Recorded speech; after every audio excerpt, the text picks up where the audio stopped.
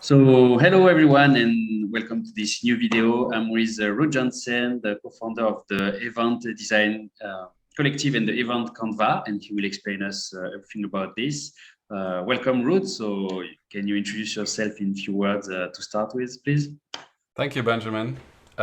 It's a pleasure to connect and to meet those people that are not in our Zoom little mosaic here. But thanks for joining us. My name is Ruud Janssen. That's a Dutch name. Originally from the Netherlands, I live in Switzerland. I co-founded a company called Event Design Collective, which is a virtual company because we're in 14 different places across the globe. Our colleagues are in different countries, so we've been working like this for quite a while. In 2014, my colleague Rolf Frissen and I had a lot of thoughts after 20, 25 years in the events industry about events and the quality of events, because we spend obscene amounts of times at events. And not to our surprise, many events are okay.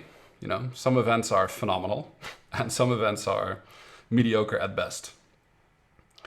And so you can do two things about them. One of them is complain about that, or the second is you can do something about it, and that's what we decided to do. And so that's kind of the background as to why we started or created something called the Event Canvas. That was a little side project that completely got out of hand, and it's now known as the Event Design Collective. That is helping people apply event design using the Event Canvas methodology in many different languages and many different circumstances. Thank you, Ruud, for this introduction. And yeah, speaking about the event Canva, maybe you can start here. And my first question would be, what is an event for you? I mean, it can be anything as you just said, but what is your definition of an event? Yeah, I mean that's a great question because it's something that keeps popping up all the time. In our first book called the Event Design Handbook, it's this one. We have a glossary in the back, and I'll read out our definition of an event in there. Right? It's any gathering of two or more people or groups of people. Right? So that's the definition we had in 2014. In 2020, and actually this year, we published a second book called Design to Change.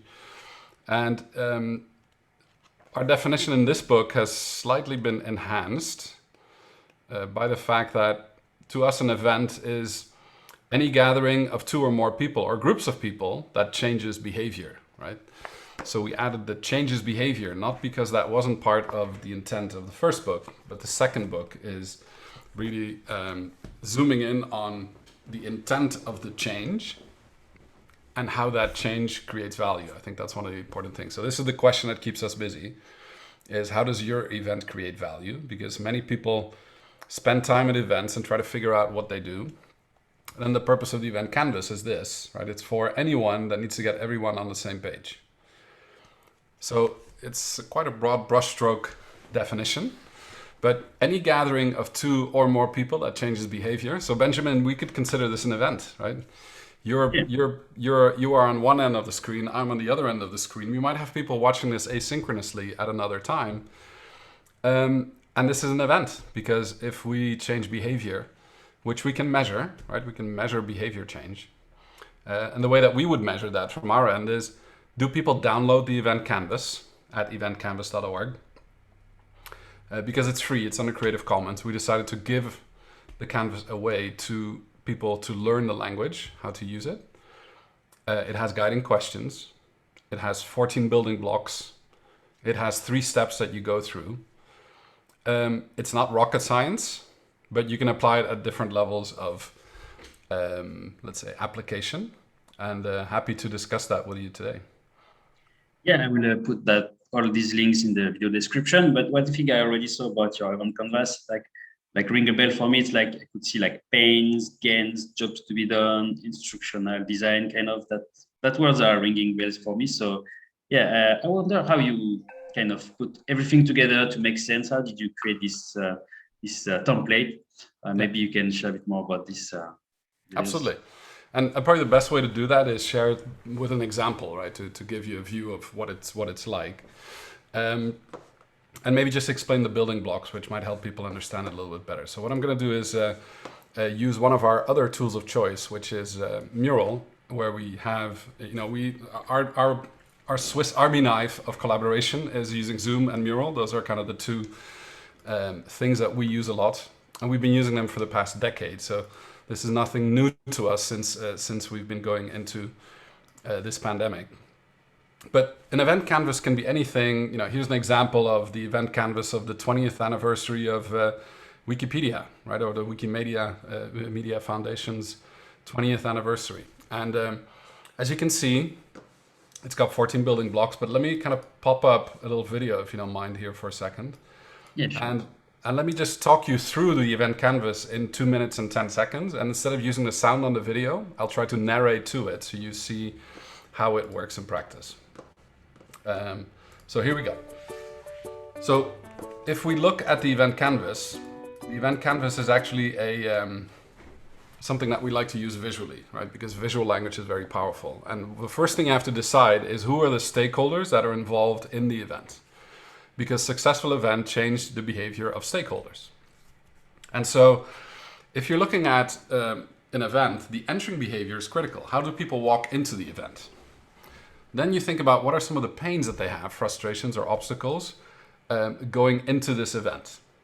They also walk into the event with a series of expectations because you think it's going to be in a specific way, and that's how you have it in your head. Then you go to after the event, you have an exit behavior. And this could be the desired exit behavior for that stakeholder. And they could walk away with a number of gains, right? Things that they dream about, things that might have happened as a result of going to the event. And that will lead to a series of satisfactions, which are based on the expectations before the event. Then you go to the frame, the commitment and time, right? What are you expected to do, or what is the opportunity cost of not going to the event? What are you looking for in return? What do you put in your backpack as you walk away from the event? And then you have the bottom line, right? What are the fixed and variable costs involved for this stakeholder, for this event? And what are the revenue opportunities for people or for this specific stakeholder for this event?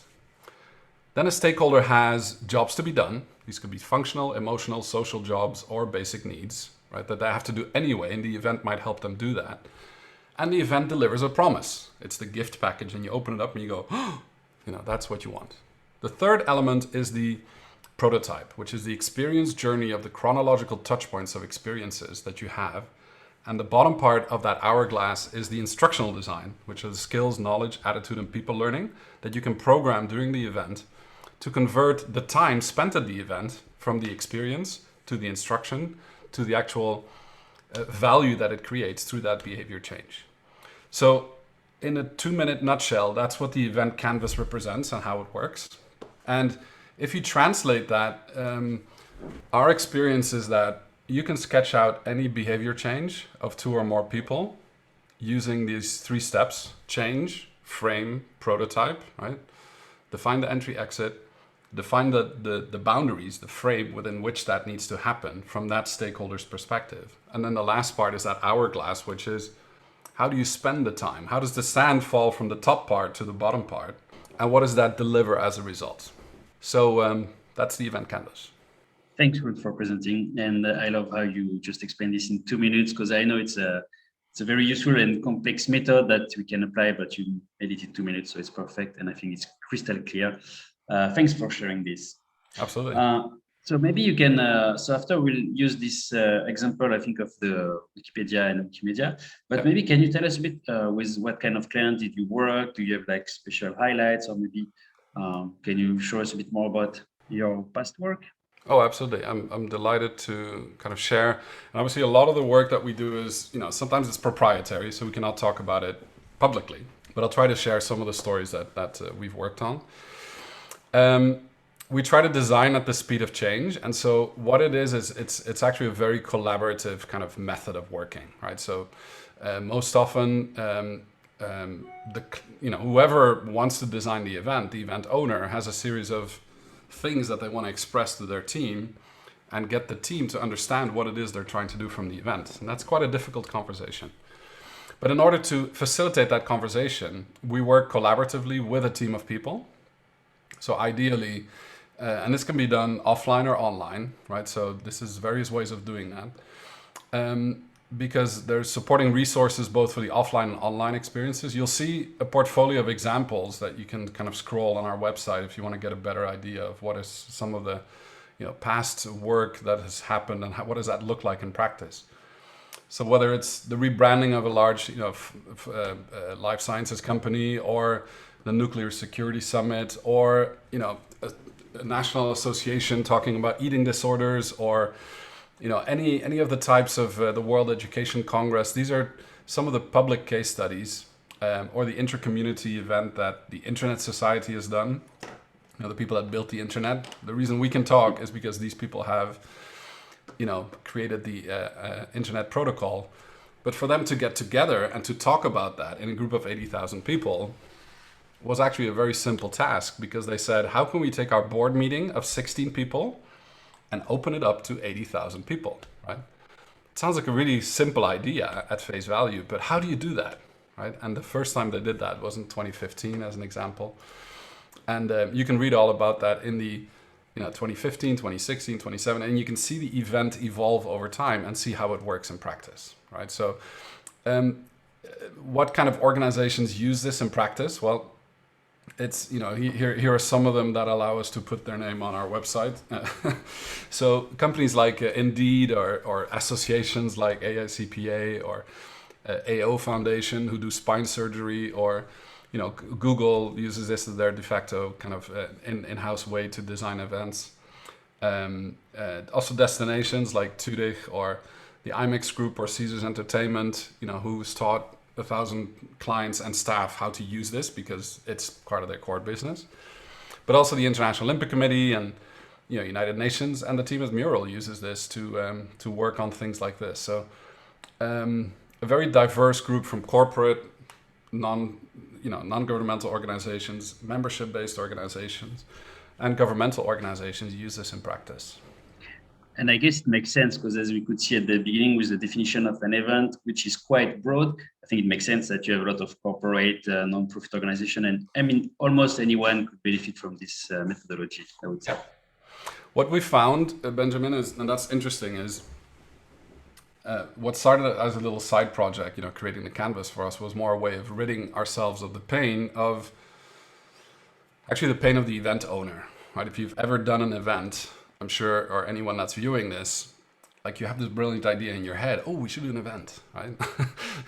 But then how do you put that into words? How do you, it takes a village to pull off an event. You can never do this alone. And you want to bounce off your ideas with other people, but one of the words that we don't use, and I'll use it once just for a demonstration, is the word brainstorm, right? Because there's no shortage of ideas, but there is a shortage of, a method to the madness of ideas. People are full of ideas all the time. There's never a shortage. But it's about harnessing the power of a team of people through a systematic way of taking an initial thought, defining its overarching aim, and then finding a pathway to get closer to that overarching aim.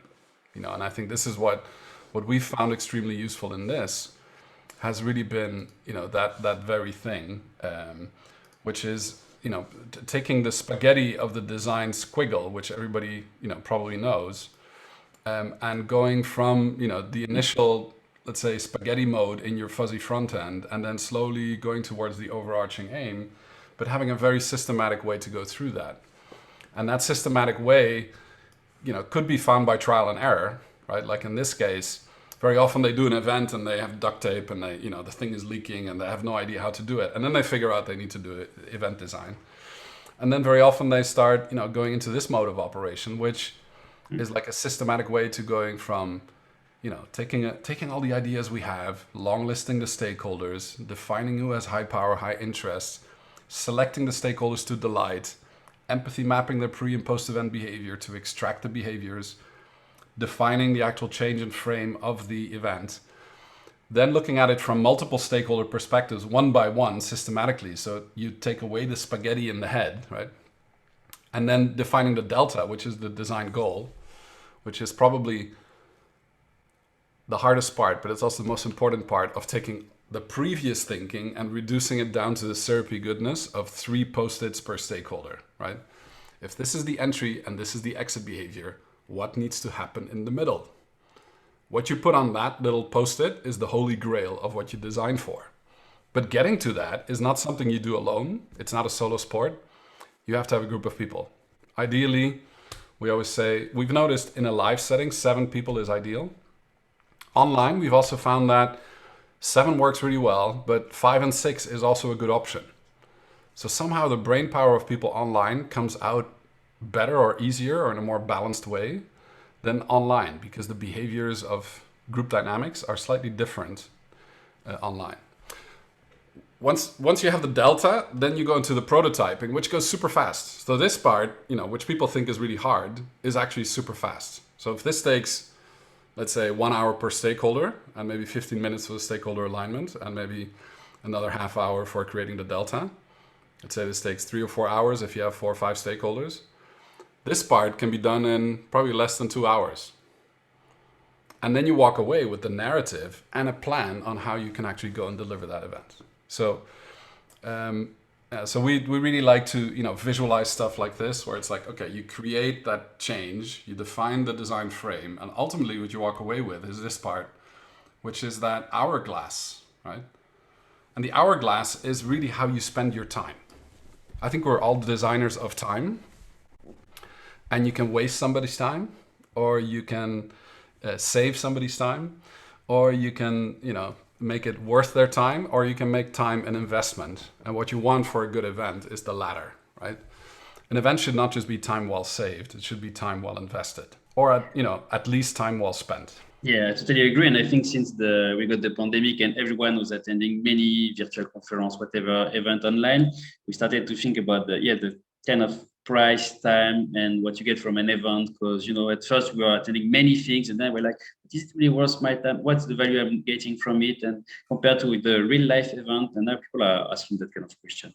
But Absolutely. just a quick thought. I think it's really interesting. From my background, I was in running like design sprints before, and it really rings a bell, like the same. Like you come from an idea, and at the end you have tested prototype in a few days, and with people it's structured, it's efficient, and it's really a game changer compared to when you are like, oh, maybe I got an idea, I should make a product and try on the market, and you waste so much time and energy. And I think that's the same approach for the event, which is great, because I think still people are planning and running events like without organization, and yes, sometimes it works, sometimes not, but I think it's a whole new level that you are doing. So yeah. And by the way, it's great how you are presenting this kind of effect. Ben, this is something that like you said, if your design restrictions increase, right? So of course we were doing a lot of online collaboration using Mural and Zoom, starting probably in 2012, maybe earlier, 2010. But one of our problems was that a lot of the people that we were dealing with were not able to deal with the tools yet. Now, pandemic fast forward means that now many more people have discovered the wonderful world of Zoom and Mural and its benefits of doing stuff. But then we also felt like, because we're designing events and we're hosting many workshops and trainings, etc., I think we have to make a very deliberate effort to balance the online and the offline components. Not just make it look and sound good. One of the things that we did immediately as a team was figure out what's the right kit. How do we kit ourselves out in such a way that you, with a single command station, have lighting and microphones and multi-camera setups that allow other people to better understand what you're doing, and at the same time have the tactile paper, like when we design, we have badges and roles and kit and stuff. We send stuff to people because people like stuff, right? You need to experience and understand, in order to understand and drink drink from the cup of being a certified event designer. You also have to have the tactile experience. And I think this is one thing we've learned is leveling up our game and also, be ahead there to make it thoughtful, make it helpful, and to turn, something that initially looks like Chinese into something that people can actually start reading as a language, but then also flip it into, right, so a book was written in the form of an event. right? So all of our books have events as a starting point. So I think if an event is not worth a book, you might need to reconsider whether your event needs to take place in the first place. So yeah, I think this makes me think about recently I was collaborating, just to side another side thought. I'm collaborating with people from the LSP community, which are running Lego workshop, like a kind of design thinking workshop with Lego, and they are struggling a bit with how they can put these physical bricks online. So some are trying with Mural and virtual bricks, or the physical bricks, and you are sharing screenshots. And I think this is a whole new topic that we are still exploring, I guess, for many people. And I think the event contract could help even for this exploration. But you have to deliberate. You have to be clear as well. It's like, okay, now we are having a break, or, now we're having a slow motion pillow fight, right, or whatever. Like you need to think in front of the group, right? Like any workshop facilitator knows. You need to make people feel welcome. You need to make sure that they have clarity about who's doing what the roles are. You need to have, distinctions between who's where, geographically, because you cannot see that in the context of where you are. And then you need to be clear about, what do you expect from people, right? Are we throwing a little pebble into a bucket, or are we throwing a big boulder into the sea and creating a big tsunami, right? So the dynamic of the change that you quantify and that you want to deliver determines the toolkit and the time that you spend on event design or on talking about how to do that. Interestingly enough, we do a podcast, and just two weeks ago I was talking to somebody that's in pharma based in Hong Kong, working across Asia Pacific. And one of the things that we keep asking is, how difficult is it to claim the time to design? Right? Because if you pretend to be a designer of time, and the outcome of design means time well spent for, let's say, 100 people going to an 8-hour or 16-hour event, you don't want to waste 1 minute of those 100 people's time. How much time do you spend up front as a smaller team of people to think about the time you spend there? And so we've quantified that in our first book as 1% of the total event time. So let's say 100 people spend 16 hours, right? That's 1,600 hours. 1% of the total event time is 16 hours. Let's pretend that's a team of, 5 people working on that. That's how you quantify how much time to spend in design mode, right, versus delivery mode of the event. And what's funny is he mentioned to me, so Pierre McNeil, if you want to listen to the episode, Pierre McNeil, he's a Canadian guy who said to me, well, in his career in biopharma, his concern was not claiming the time, but his biggest concern was not doing well enough during the event and wasting people's time, but also wasting time on meetings about meetings. People hate meetings about meetings, right?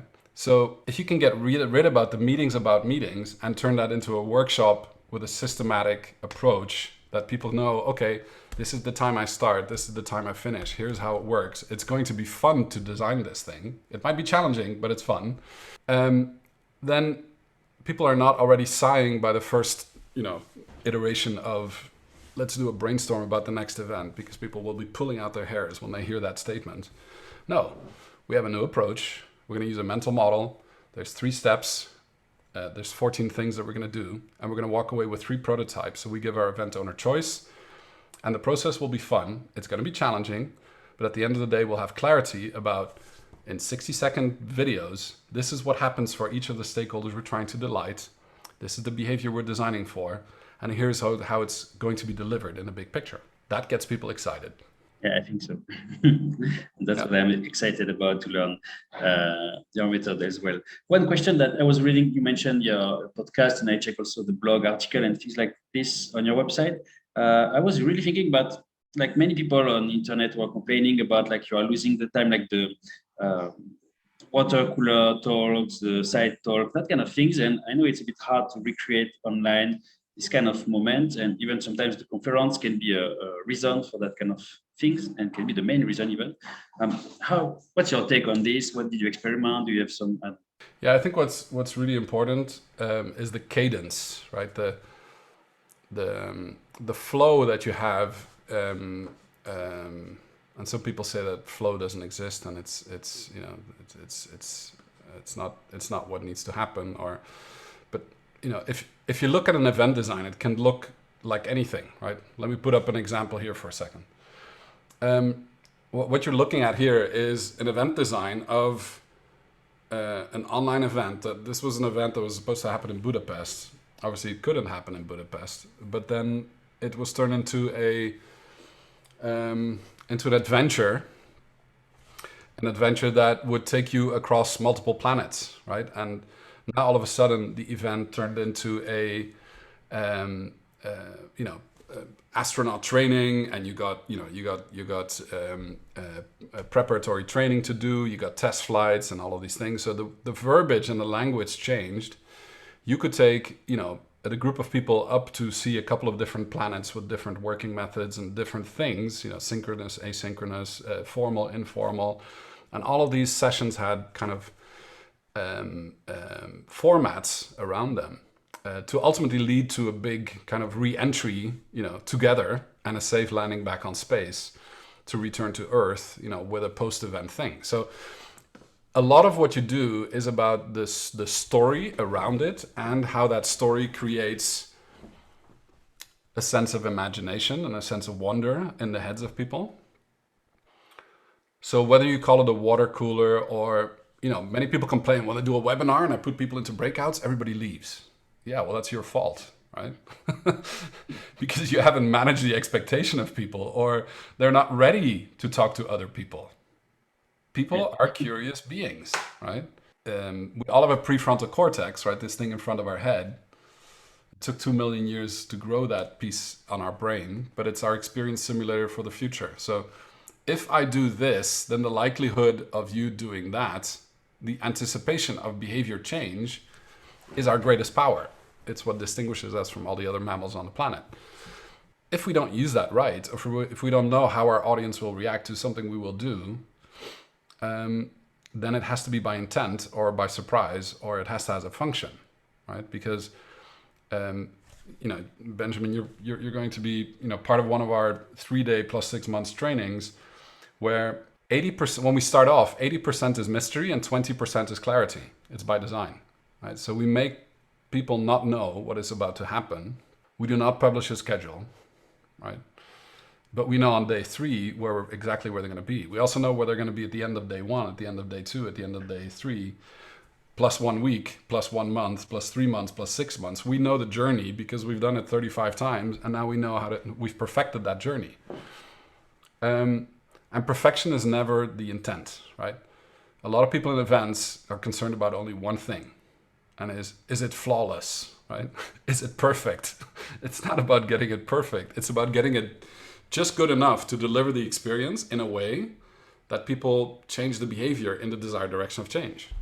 And that's a common mistake that people make and waste too much time, too much resources on the wrong thing.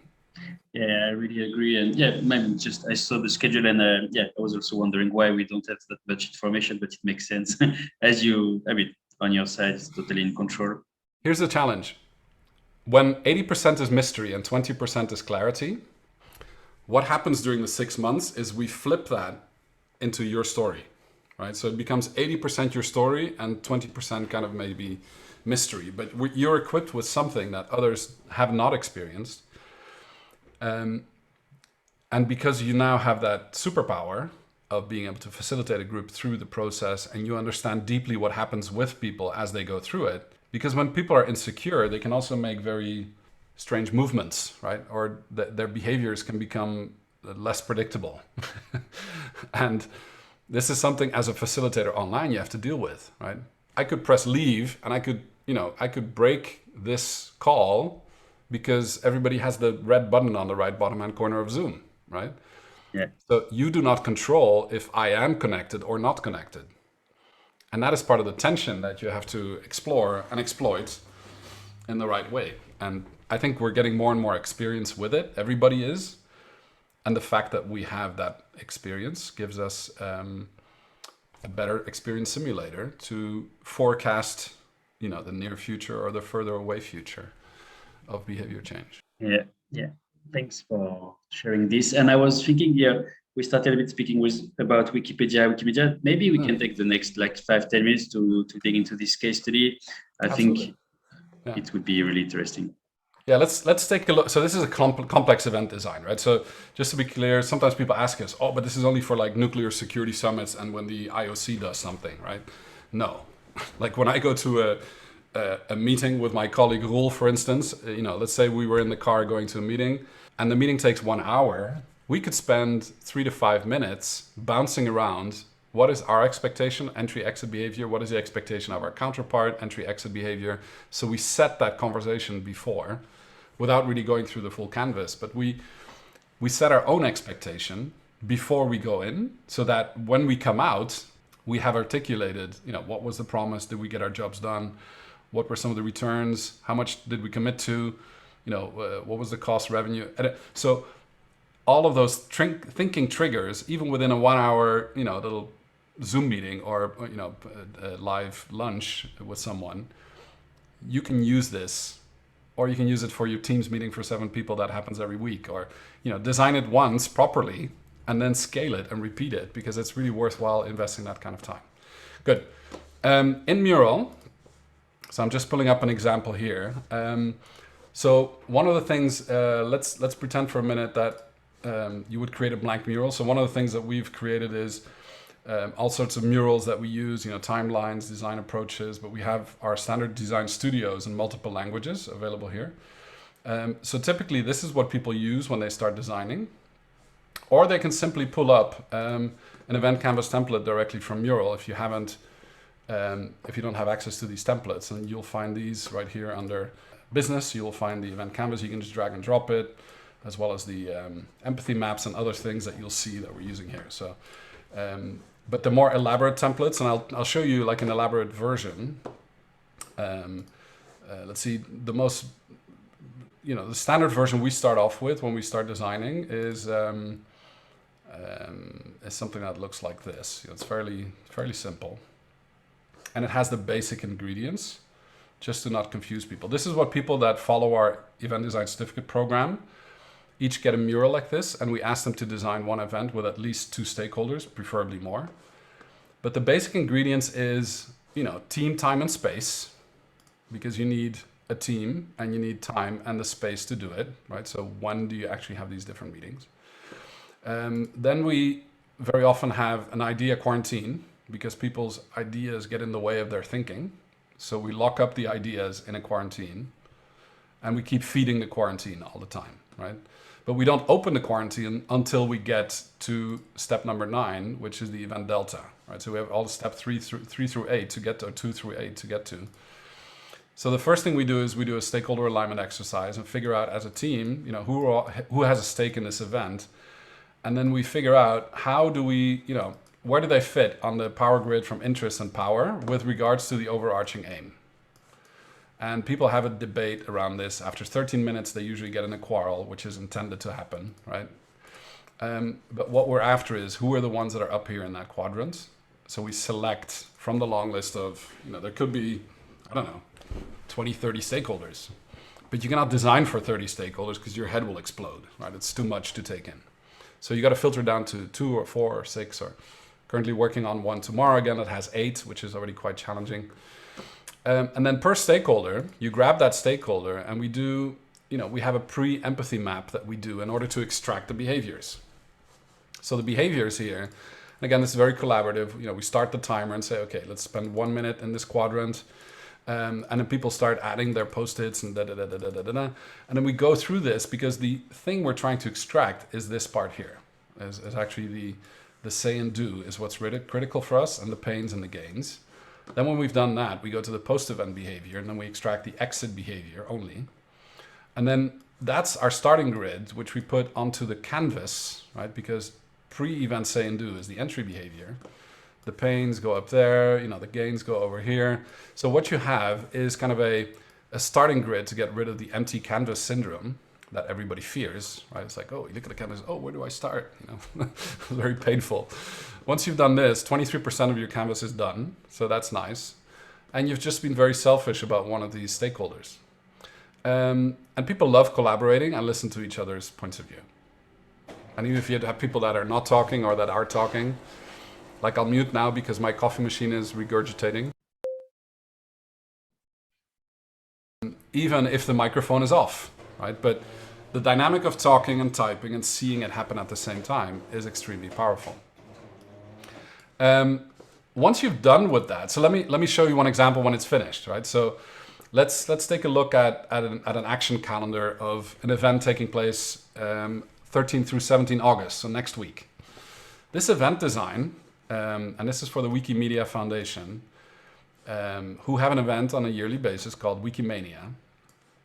And in their 20th anniversary of the organization, this is the 15th time that they've had Wikimania, and it's always been a live event. So in November, the phone rings and somebody calls us and says, I have this event canvas, but I'd really like, it's a high stakes event. Can you guys come and help us design this with our steering committee?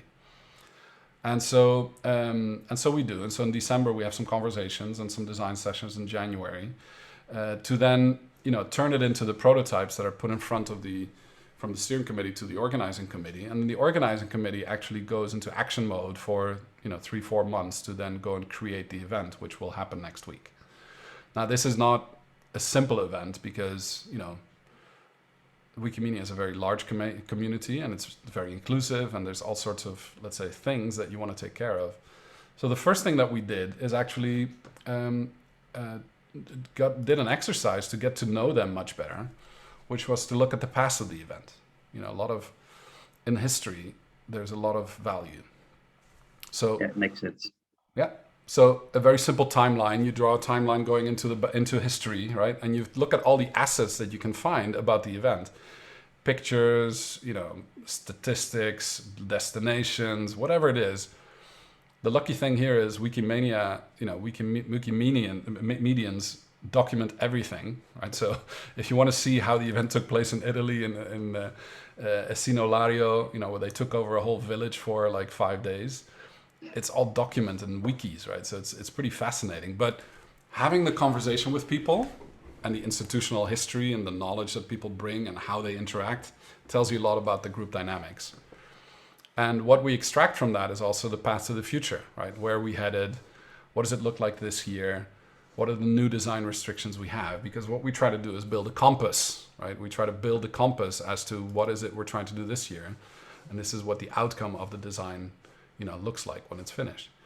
Anyway, when you zoom back out of this, the core of the design actually happens here, because this is where the group of 7, 8, 9 people, it could be different people in design sprints of 90 minutes, get together from across the planet.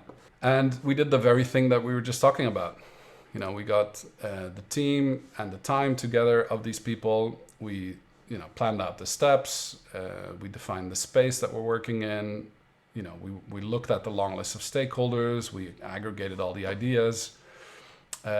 We then, did the stakeholder alignment and selected who to design for. Then, we completed those design exercises, using team roles. And you can see that we didn't just stick to the 4, but we actually then more were added later on. And one of the things we like to do there is do this fairly fast, but also have stakeholder validation. Right, so once the narratives that come out of the canvas are like a synopsis of 1 or 2 minute video narrated by one of the designers that are as part of the team, that is held up against one of the stakeholders and they validate the thinking. Out of that comes the delta, which is kind of the design goal, right? So what is it we're designing for? And these are the things, those post-its in the middle here are the ones that we're actually designing for. This is what we need to do. Those 12 things is our design objective. Then we open up the idea quarantine, and then we go into rapid prototyping mode. So very quickly, in a couple of design sprints, we came up with, 12 different prototypes, which we then long listed and selected and had conversations about which ones do we think work best. Then we had a second round of rapid prototyping, and again, it's very messy, it's just post-its or little sketches or thoughts. And we put on 2 criteria, which was, what is the story? And then how long does the story take? Because it could be a sun chaser, a festival, a wiki week, or a 30-day challenge, like a moon chaser. And as we went through it, you also come out with design principles. What are some of the things this needs to really do? Those things, stories then turn into sketches, right? Because we believe in visual thinking. So, the prototypes become stories that are then sketched out, and those stories are then converted into actual choices and a visual as to what the event does. And ultimately that gets flipped into, in Wikimania's case, into a wiki, because that's how they work, right? They flip the story back into text. And that is now being executed and now being delivered, because this event is actually happening next week. So if you want to see what that event looks like, you can actually go and register for the event. And on the 13th of August, you can join them. There's all sorts of elements that are happening. The program, as you can expect, is also in a wiki format. It's very visually rich in terms of the formats and the contents. It's very open in the creation format. There's a hackathon to get work done. There's resources, but it's built by a beehive of activity from the community, and now everybody's involved. So the event, in my view, actually starts as soon as the last one ends. The next one starts, because your design is inspired by the past, but you're creating for the future. And so the event starts as a small nucleus, and it adds more and more people, and it just grows over time. So it becomes like a perpetual community of activity. And this is how we see events, right? So maybe just to round that off, it's a series of events. This is part of our new book. It's one of the visuals in Design to Change.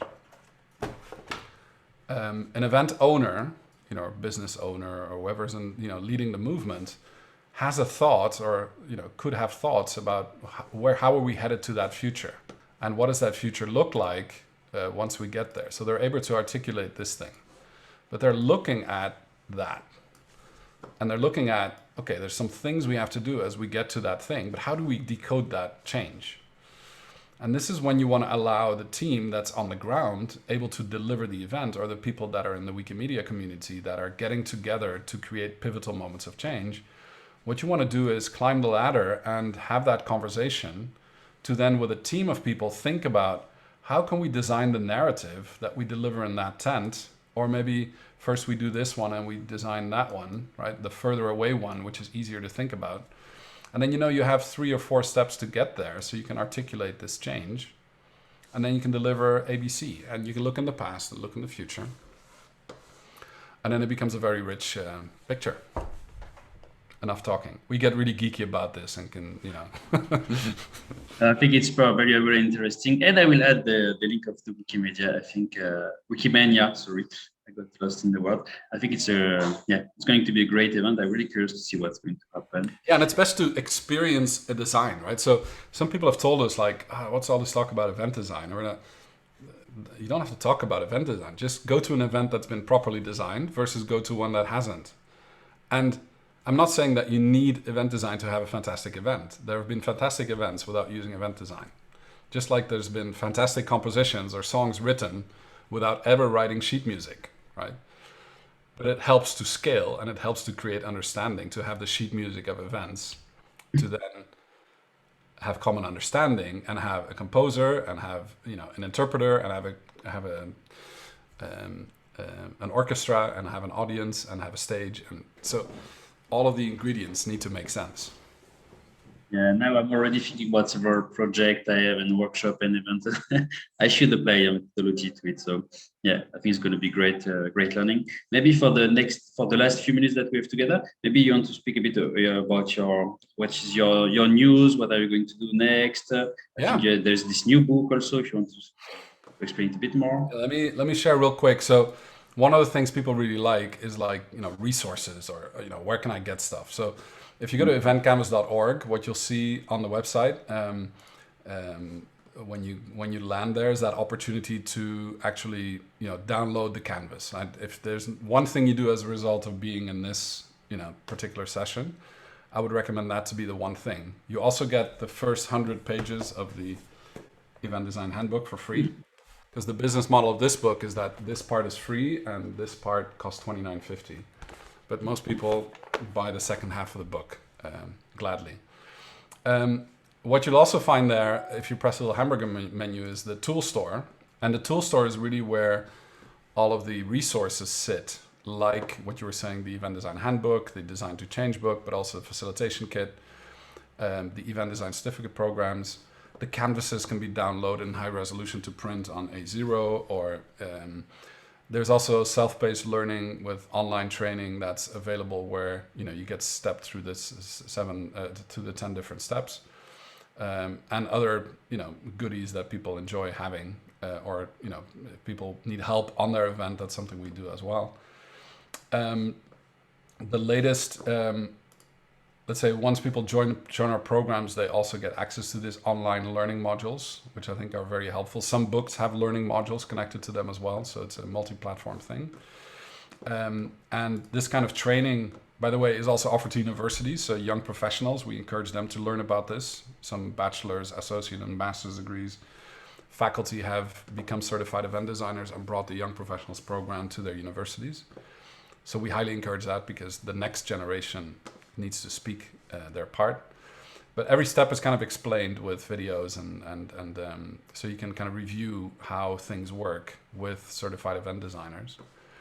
The latest project is, it's been our COVID project. When we heard 80 travel days being canceled in our schedule, we had a long-standing wish of writing down our experiences of the past 6-7 years of using event design and the types of conversations we had. So with our masterminds, which is a group of certified event designers who regularly get together, in 2020, the curriculum of the mastermind actually turned into a little PDF at first, and then we sent a copy of the alpha version of the book. This is the alpha, as you can tell, it's still very messy. That alpha version then got improved and got further perfected, so it's now Design to Change book in its final version. But it also comes with an augmented reality layer, with an audiobook, with workbook and checklists. It has resources connected to it, as well as this online, let's say, tools, platform, where we have the conversations, and we have, the podcast and other things that you can check out. Because I think it's about having the conversation and having the worksheets and questions to ask, when it relates to a specific book. As you can see, some things here are part of the book, so you get that only when you buy the book. But the book is available on the tool store or here. And this really allows you to, this is our latest project where we have the language, but now we have the conversation, and together, this is a very powerful combo. Yeah, I just had a quick look, and I saw some video about the augmented reality feature, and I don't know if it's going to be a big trend or not, but that's super cool anyway, and I think it's interesting. The augmented reality is, a book is a static thing, right? So what we do is every picture has a story, and we tell the story, and we engage with the story. We have fun rapid prototyping these things, and but also, like, some people do virtual reality or augmented reality on the cover of a book, and then they say it has augmented reality, which I don't think is a reality. We said, no, every photo, every element, every visual element has to have a background story. And so every picture here tells a story, right? And we allow masterminds to tell their story. But the real story is in conversations like this at real live events together, right? Yeah, and I really like this. And thank you very much, Ruud, for all this knowledge and this value.